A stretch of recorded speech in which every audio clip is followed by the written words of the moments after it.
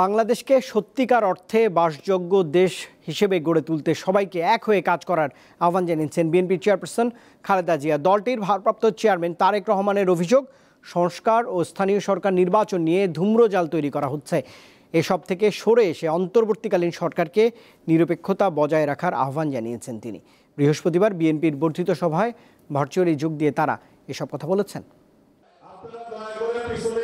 বিএনপির বর্ধিত সভা তৃণমূল থেকে কেন্দ্রীয় পর্যায়ের প্রায় 4000 নেতার সমাগমে মুখর সংসদ ভবনের এলডি হল সংলগ্ন মাঠ।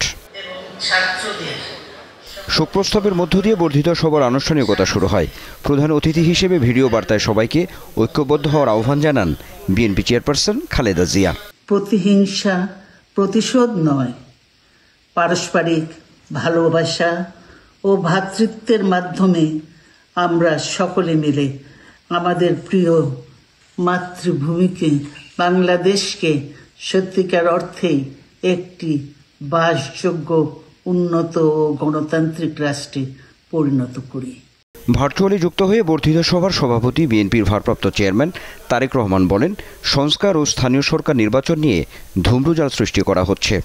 সরকার যেখানে বাজার পরিস্থিতি কিংবা আইন শৃঙ্খলা পরিস্থিতির নিয়ন্ত্রণে কাঙ্ক্ষিত সাফল্য অর্জন করতে পারছে না, সেখানে জাতীয় নির্বাচনের আগে স্থানীয় নির্বাচন অনুষ্ঠানের নামে কেন দেশের পরিস্থিতি আরও ঘোলাটে করতে চাইছে, এটি জনগণের কাছে বোধগম্য নয়। অন্তর্বর্তী সরকারকে নিরপেক্ষ ভূমিকায় থাকার কথাও বলেন তারেক রহমান।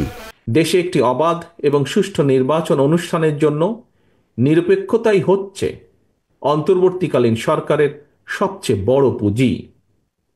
কিন্তু সরকারের নিরপেক্ষতা নিয়ে ইতিমধ্যেই জনমনে সন্দেহ, সংশয় সৃষ্টি হয়েছে।